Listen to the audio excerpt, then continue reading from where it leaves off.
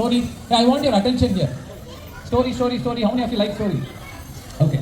ஒரு college professor ஒரு class ரூம்குள்ளே போகிறாரு. All of a sudden he says நான் வந்து I'm going to give a test அப்படின்றாரு. பசங்க கொஞ்சம் த்ரில் ஆகிடுறாங்க. ஏன்னா அன்அனௌன்ஸ்டு டெஸ்ட் இது, என்ன கொடுக்க போகிறாருன்னு தெரியல.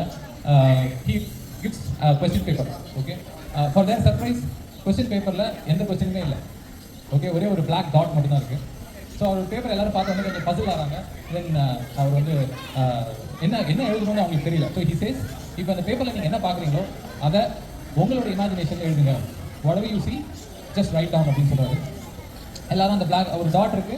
தென் they all write and give the answer sheets. Okay, evening போய் ரிலாக்ஸாக உட்காந்து ஒவ்வொரு ஆன்சர் ஷீட்டாக படிக்கிறாரு.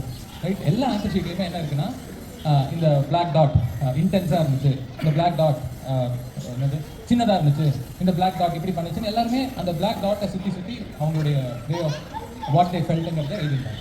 அடுத்த நாள் வந்து எல்லாரையும் பார்க்குறாரு. they are all waiting என்ன சொல்ல போகிறாருன்னு சொல்லி. So he gave all that answer sheet back and he asked one question. அந்த கொஸ்டின் என்ன அப்படின்னா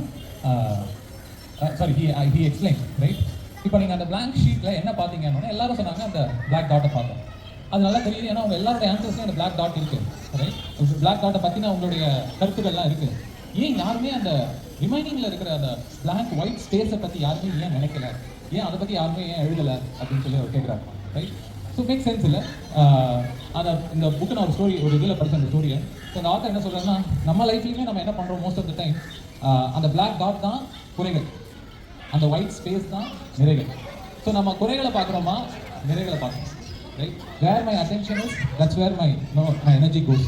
நான் குறைகளை பார்த்துட்டே இருந்தால் I will not have a peace of mind. Whereas when I start looking at the white blank, the நிறைகள், life will be more peaceful. Right, so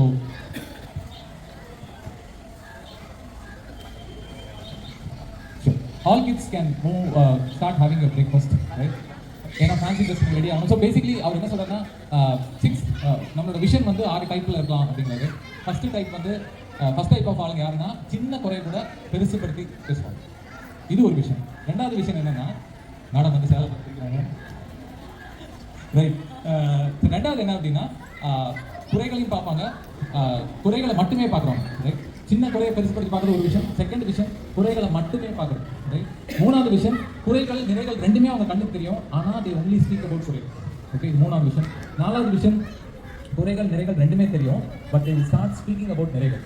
okay, அஞ்சாவது விஷயம் குறைகள் நிறைகள் தெரிஞ்சாலும் நிறைகளை மட்டும்தான் அவங்க கண்ணுக்கு தெரியும். they only look for the good things. Okay, ஆறாவது விஷயம் ஒரு சின்ன நிறை இருந்தால் கூட அதை பெருசுப்படுத்தி பார்ப்போம். ஸோ நம்ம எல்லாரும் 6th விஷனுக்கு போக முடியாது.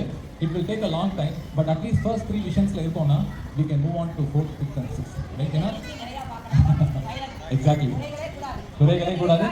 Absolutely, in Sky Park, that is what we see here, right? The association is giving tremendous effort to bring lot of changes here. So big round of applause to the team, right? Unconditional நிறைய விஷயம். Big round of applause. Energy oda I want you to all to clap. Right?